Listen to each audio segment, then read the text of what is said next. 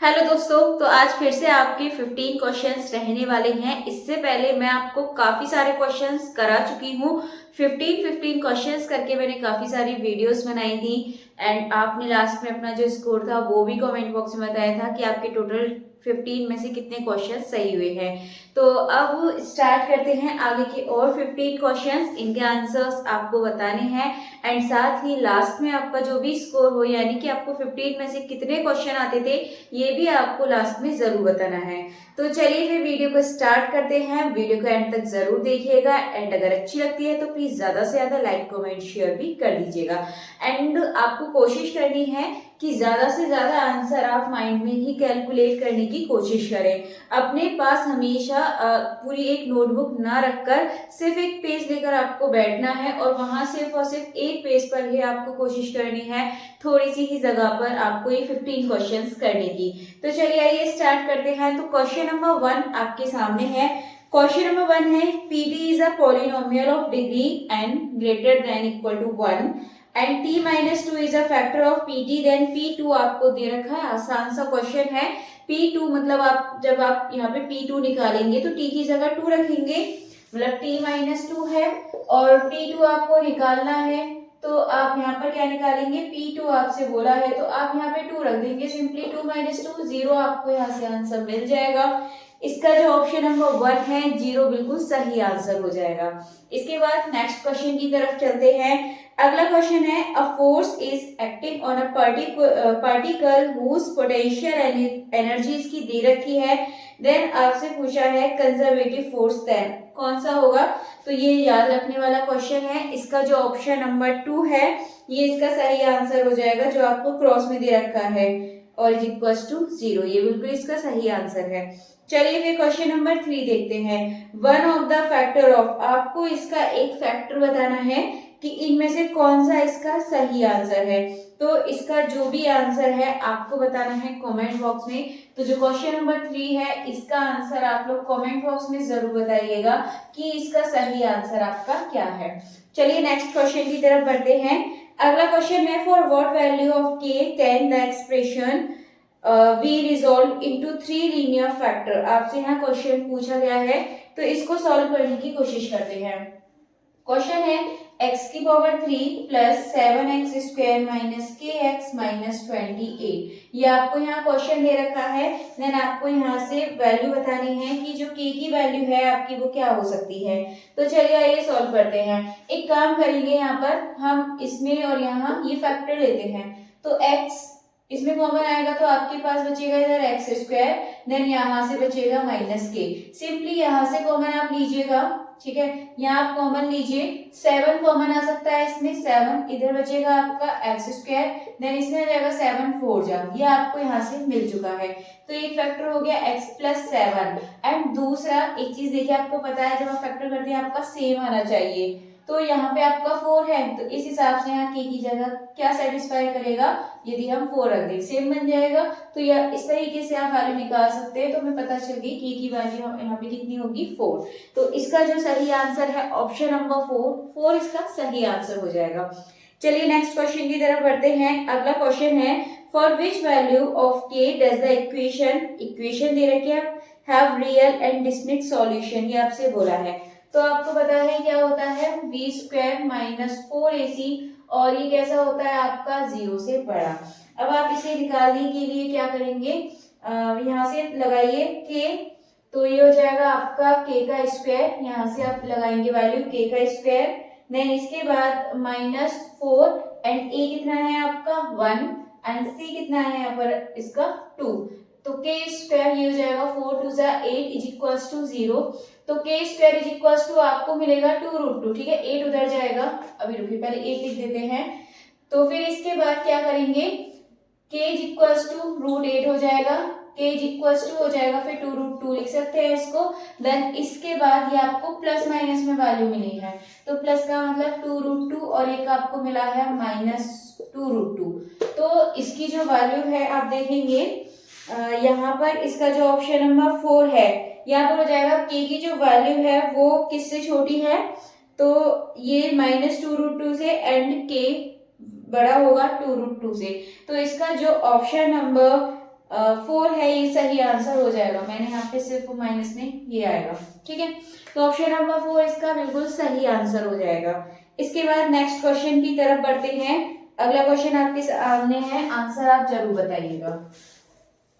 तो आपके सामने क्वेश्चन दे रखा है, if TP is equal to, आपको दे रखा है then determinant of matrix form D1 plus D2 plus D3 D4 plus D5, इस तरीके से आपको दे रखी है।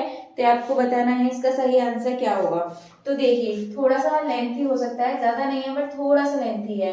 तो यहाँ आप देखेंगे तो आपको दे रखा है ये dp is equal to, dp यानी कि इसको लिख लेते हैं p स्क्वायर p की पावर 3।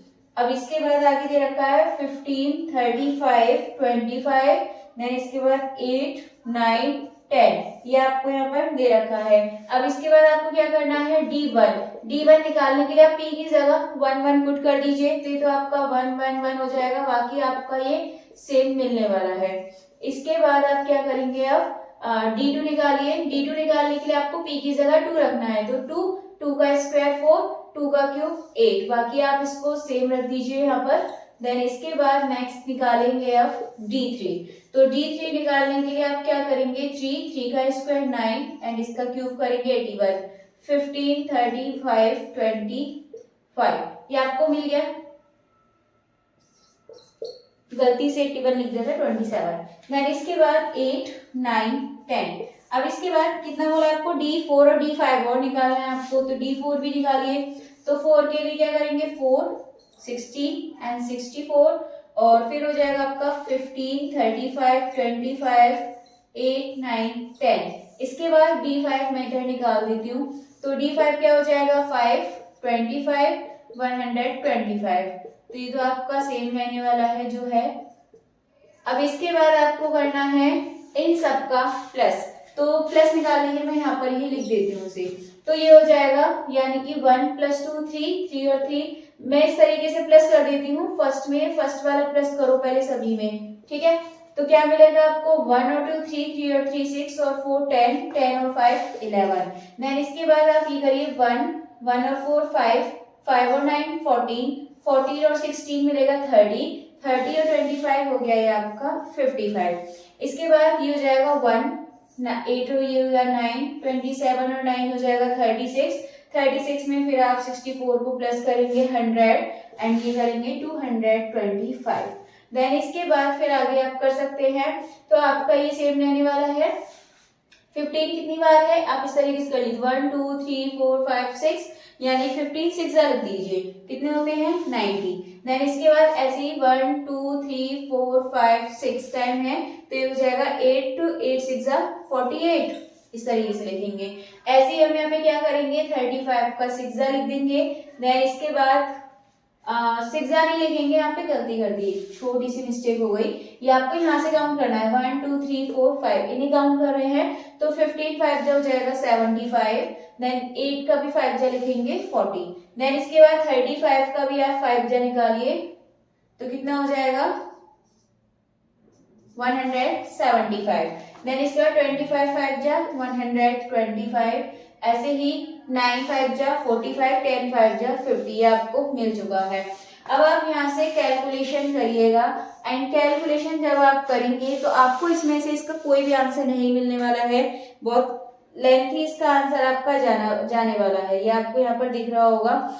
तो इसका जो सही आंसर है नन ऑफ दीज हो जाएगा इसमें, ऑप्शन नंबर 4। एक बार आप यहाँ पे करके देख लीजिए, इसका आंसर आपका बड़े डिजिट में आने वाला है, तो इसीलिए इसका सही आंसर नहीं होगा, यानी कि ऑप्शन नंबर 4 हो जाएगा, इनमें से कोई नहीं।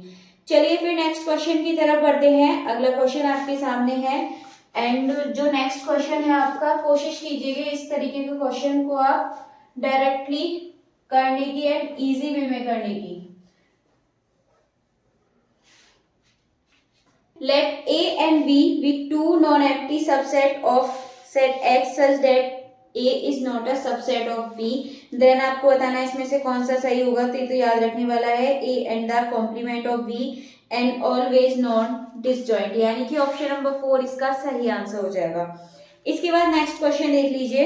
एक आपको फंक्शन दे रखा है, यानी कि आपको f(x) = दे रखा है x - 1 प्लस 6 माइनस एक्स, इस तरीके से दे रखा है। अब आपको पता है रूट में जो वैल्यू होती है कैसी होती है, x माइनस वन ये 0 से बड़ी होती है, सेम 6 माइनस एक्स ये भी आपकी कैसी होती है, 0 से बड़ी होती है, एंड साथ ही इक्वल भी होती है ये।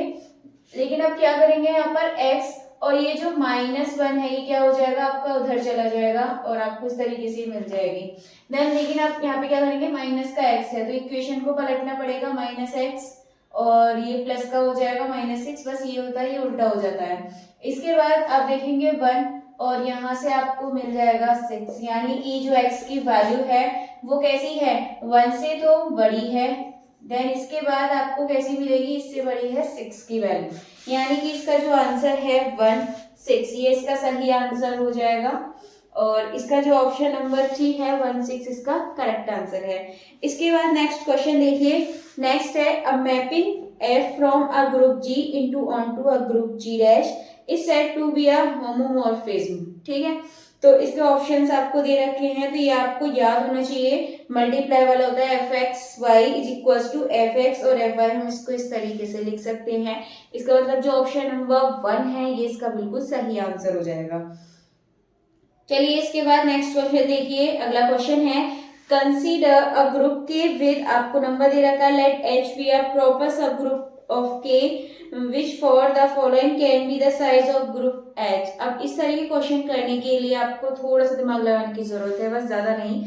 आपको ये जो नंबर दे रखा है यहाँ पर 11077, अब ये नंबर आपको जो दे रखा है इस तरह के क्वेश्चन में आपको बस इतना देखना है ऑप्शन में क्या इसमें मतलब आपको क्या ऐसा कुछ भी कॉमन दिख रहा है। जैसे आप यहाँ पर देखेंगे नंबर, तो आपका जो इसमें ऑप्शन नंबर 4 है 53 और 19, ये जो नंबर है ये 53 और 19 की टेबल से पूरा पूरा डिवाइड हो जाता है, यानी कि ये इसके डिवीजन है 53 और 19, इसी वजह से ये जो ऑप्शन नंबर 4 है ये इसका बिल्कुल सही आंसर हो जाएगा। तो इस तरीके से आप इस क्वेश्चन को बहुत आसान तरीके से कर सकते हैं। चलिए इसके बाद नेक्स्ट क्वेश्चन देखते हैं। अगला क्वेश्चन है आपको दे रखा है, इधर लिख लेते हैं इस क्वेश्चन को, इतने आप लोग इसका आंसर बताइए। देखिए क्वेश्चन है 10 alpha plus 10 beta is equals to 1 minus 10 alpha into 10 beta. ये आपको यहाँ पर इस तरीके से क्वेश्चन में दे रखा है और आपसे पूछा है अल्फा प्लस बीटा क्या होगा। अब आपको पता है, अगर आप इसको क्वेश्चन को थोड़ा सा देखें तो आप देखेंगे 10 अल्फा प्लस 10 बीटा और इसके फॉर्म में ये आ जाए तो ये 10 अल्फा प्लस बीटा का फॉर्मूला होता है, यानी कि 10 alpha plus beta is equals to, हम इसे लिखेंगे 10 alpha plus 10 beta and divide में लिखेंगे 1 माइनस 10 अल्फा इंटू 10 बीटा। ये आपका फॉर्मूला होता है, ये आपको अच्छे से पता है। अब इसके बाद में यदि आप यहाँ देखें तो हम इस नंबर को इसके अपॉन में अगर यहाँ पर लेकर आए, ठीक है, मतलब कि 10 अल्फा प्लस 10 बीटा, मैं इसके आगे यहाँ सॉल्व कर रही हूँ। आप इसको इस तरीके से लिख सकते हैं कि 1 आपका उधर रह जाए और आप ये इसके अपॉन में ले आए, ठीक है, ये आप इस तरीके से कर सकते हैं। तो इसकी जो वैल्यू है 1, यानी कि हम इसकी जगह यहाँ फॉर्मूले में 1 पुट कर सकते हैं। तो यहाँ से आपको मिलेगा 10 alpha plus beta is equals to 1, तो alpha plus beta is equals to हो जाएगा 10 उधर जाएगा 10 इनवर्स 1, तो 10 इनवर्स 1 का मतलब alpha plus beta is equals to 5/4 या फिर 45। तो इसका जो सही आंसर है ऑप्शन नंबर 2 5/4 इसका करेक्ट आंसर हो जाएगा। आई होप आपको ये क्वेश्चन समझ आ चुका होगा। इसके बाद नेक्स्ट क्वेश्चन की तरफ बढ़ते हैं। अगला क्वेश्चन आपके सामने है, इतने आप लोग आंसर कीजिए और आपको इसमें बतानी है, एक तरीके से बताना है कि क्या रिप्रेजेंट करता है, किसकी इक्वेशन यहाँ पर ये बनने वाली है। The curve represented by the equation x is equals to और y इज इक्वल्स टू, तो इक्वेशन आपको यहाँ पर दे रखी हैं, तो इनको लिख लेते हैं। x is equals to 3 cos t plus sin t, then इसके बाद में आपको यहाँ दे रखा है y is equals to 4 cos t minus sine t. इस तरीके से आपको यहाँ पर ये क्वेश्चन में दे रखा है। अब आपको क्या करना है, आप इस 3 को नीचे ले आइए, x/3 is equals to cos t plus sin t and यहाँ पर हो जाएगा y/4, मतलब ये वाला 4 नीचे आ गया, cos t minus sin t। इस तरीके से आप कर सकते हैं। अब आपको बस करना इतना है, दोनों साइड स्क्वायरिंग कीजिए। स्क्वायर हम इसलिए कर रहे हैं क्योंकि आपको पता है एक्स स्क्वायर वाई स्क्वायर की फॉर्म में बना के हम आसानी से पता लगा सकते हैं कि क्या है। अब आप क्या करिए, इतना करने के बाद आप इनको आपस में प्लस कर दीजिएगा। तो यहाँ देखेंगे एक्स स्क्वायर अपॉन 3 3 जा 9 प्लस वाई स्क्वायर अपॉन 4, मतलब 4 4 जा 16। देन इसके बाद इक्वल में आप देखिए, तो यहाँ पे जब आप इसको खोलेंगे cos square T plus sine square T तो 1 बन जाएगा। देन इसके बाद यहाँ से बचेगा 2 cos t into sine T. तो मैं इसको फॉर्मूला ये आपका बनेगा 2 cos t into sine T, तो ये साइन 2t बन जाएगा। ठीक है, मैं इसको खोलूंगी तो ये बनेगा। देन इसके बाद प्लस करेंगे इसमें ये तो 1, और यहाँ पर माइनस का साइन 2t मिलेगा। ठीक है, यहाँ पे जब हम इसको खोलेंगे तो ये आपका मिलेगा, तो ये आपका कैंसिल हो जाएगा और 2 बचने वाला है। तो x square upon 9 plus y square upon 16 is equals to 1 और 1 2 आपको यहाँ से मिल जाएगा। देन इसके बाद यदि आप यहाँ से इक्वेशन देखेंगे तो बीच में आपका क्या आ रहा है, इसमें ये प्लस आ रहा है, तो इसका मतलब ये आपकी जो इक्वेशन बनेगी ये किसकी बनेगी, आपकी इलिप्स की। तो ऑप्शन नंबर 4 इसका सही आंसर हो जाएगा। इसके बाद नेक्स्ट क्वेश्चन आपका है what is the distance between the straight lines. आपको दो स्ट्रेट लाइंस दे रखी हैं, देन इसके बीच की आपको डिस्टेंस बतानी है। इस तरीके के क्वेश्चन भी आपसे काफी पूछे जाते हैं। तो क्वेश्चन है x minus 2y equals to 4 and दूसरी इक्वेशन है 2x minus 4y equals to 10। अब आप एक चीज देखिए, जब डिस्टेंस निकालनी होती है तो दोनों इक्वेशन में a और b जो होते हैं ये इनके जो गुणांक यानी कि कोफिशिएंट वो कैसे होनी चाहिए, सेम होनी चाहिए। इसमें देखिए x का जो कोफिशिएंट है 1 है, यहाँ पर 2 है, तो अब एक काम करते हैं, इसको 2 से डिवाइड कर देते हैं इक्वेशन को। तो यहाँ से 2 से डिवाइड करेंगे तो यहाँ तो 2 गायब, यहाँ पे 2 बचेगा एंड 10 की जगह ये 5 बचेगा। ठीक है, बस अब इसके बाद देखेंगे तो देखिए x minus 2y equals to ये सेम बन गया, मतलब a और b के जो यहाँ पर मतलब a और b मिलेंगे वो आपको सेम मिलेंगे। अब फॉर्मूला आपको पता है, ये होता है आपका c1 माइनस c2 अपॉन में हो जाएगा आपका यहाँ पर इतना करने के बाद इसमें लिख देते हैं रूट में a का स्क्वायर प्लस b का स्क्वायर। तो c1 माइनस c2 यानी कि 4 में से 5 गया तो 1 बचेगा आपका, एंड आपका क्या लगा हुआ है यहाँ पर मॉड है तो प्लस का बचेगा, वैसे तो माइनस का है। a स्क्वायर b स्क्वायर, तो a का स्क्वायर यानी कि हो जाएगा 1 और 2 का स्क्वायर 4, तो 1 अपॉन रूट 5, यानी कि जो इसका सही आंसर है ऑप्शन नंबर 2 1 अपॉन रूट 5 इसका करेक्ट आंसर हो जाएगा। चलिए इसके बाद नेक्स्ट क्वेश्चन देख लेते हैं। एंड नेक्स्ट क्वेश्चन आपका दे रखा है और ये क्वेश्चन भी आपसे काफी टाइम पूछा जाता है। क्वेश्चन है the equation of parabola whose focus, आपको मतलब इसका फोकस दे रखा है, साथ ही इसकी डायरेक्ट्रिक्स आपको दे रखी है। तो ये आपको दे रखा है -2, 0 और इसकी डायरेक्ट्रिक्स दे रखी है x प्लस 3 = 0। अब आपको इसकी ओरिजिन से पहले तो डिस्टेंस यहाँ पे लिखनी है, तो ऐसे लिखेगा क्या होता है y2 माइनस y1, तो y माइनस 0। ठीक है, ये लिखेंगे x y ले लेते हैं। ठीक है, तो यहाँ पे हो जाएगा प्लस y माइनस 0 ले लिया और x माइनस ये प्लस हो जाएगा इज इक्वल्स टू में आपको ये इक्वेशन लिखनी है x प्लस 3 और ये 0 भी, मतलब 0 की जगह कुछ भी होता तो हम उसको भी इधर साइड लेकर तब यहाँ पर लिख देते। अपॉन में हमें यहाँ पे बस इसका जो x का और y के जो कोफिशिएंट होते हैं वो उनका मापांक लिखना होता है, तो यहाँ तो आपको खाली x मिलेगा तो 1 ही रहेगा। ठीक है, अपॉन में 1 रहेगा, कोई ज्यादा फर्क नहीं पड़ेगा। अब ये हो जाएगा आपका वाई स्क्वायर प्लस यहाँ से मिलेगा x square plus 4 plus 4x is equals to ये जो रूट है इधर जाकर आपका ये क्या बन जाएगा, स्क्वायर बन जाएगा, इसका 1 से कोई फर्क नहीं है। तो y square plus x square और यहाँ मिल जाएगा आपका 4x plus 4 is equals to x square plus 9 plus 3 2 जा 6x, ये मिल गया। एक्स स्क्वायर से एक्स स्क्वायर यहाँ पर क्या हो जाएगा, कैंसिल होने वाला है। देन यहाँ से आपका एक्स स्क्वायर से एक्स स्क्वायर कट होने के बाद सिंपली आप यहाँ पे लिखेंगे Y square and 4x minus 6x इधर आ जाएगा। या आप एक काम कीजिए, आप उधर साइड ले जाइए दोनों से, 9 प्लस 6x माइनस 4x और प्लस का 4 इधर आके -4, तो y square is equals to 9 में से 5 गया, मतलब 9 में से 4 गया तो 5 बचेगा, 6x में से 4x गया तो यहाँ पर 2x मिलने वाला है, यानी कि y square is equals to 2x plus 5। इसका जो ऑप्शन नंबर 3 है ये बिल्कुल सही आंसर हो जाएगा। एंड अब देखते हैं next question. And last question आपके सामने है which of the following values are correct in term of vector multiplication. इसमें आपको करेक्ट वैल्यू बतानी है।